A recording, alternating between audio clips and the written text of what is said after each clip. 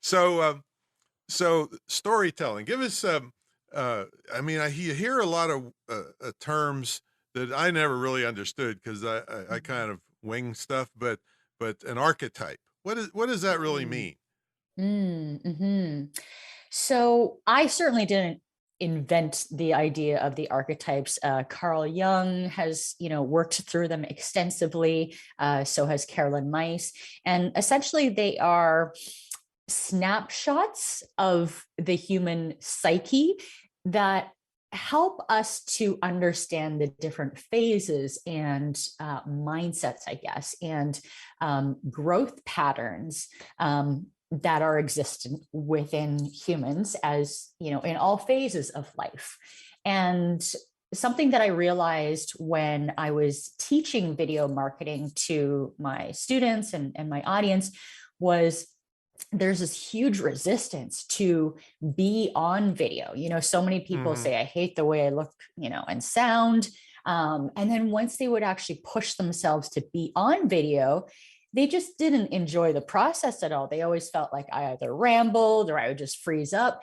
And so I thought it would be a really cool thing to help business owners decide which types of videos are most aligned with their personality and their business model, so that the whole kind of learning curve of getting onto videos and starting to become more fluent with them wouldn't be so painful. And so that's how the archetypes of video magnetism kind of came to be.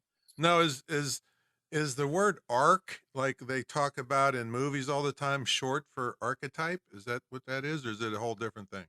I believe it's a whole different thing. I'm not sure entirely where the origin of that Hmm. word is. But I would say between all the archetypes, there is certainly a story arc at play.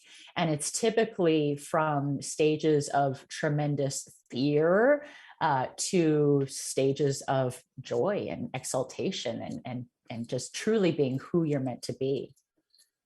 Well, that's scary because if they knew who I was really meant to be, gee, nobody watched my video. I'll tell you a video when I run into that with folks, my students. I start them out on screen capture videos so they can have a bad hair day Yeah, and nobody sees them. They just hear them and they just right. capture the screen. But that's far from yours. I'll tell you what. I watched some of yours. Uh, what I One of the things that just really grabbed me, which maybe it shouldn't, but I'm kind of tearing things apart a little bit. But your music selection was just amazing on Mm. your videos. Oh, thank So tell you. us a little bit about that. And of course, you got to stay I copyright free. That's the danger of just throwing some music on a video. That's right. That's right. It's well, thank you first for mentioning that, because it's it's very common that people will say, "Oh, what a beautiful video. I love those shots." And visually things stand out to Hmm. people.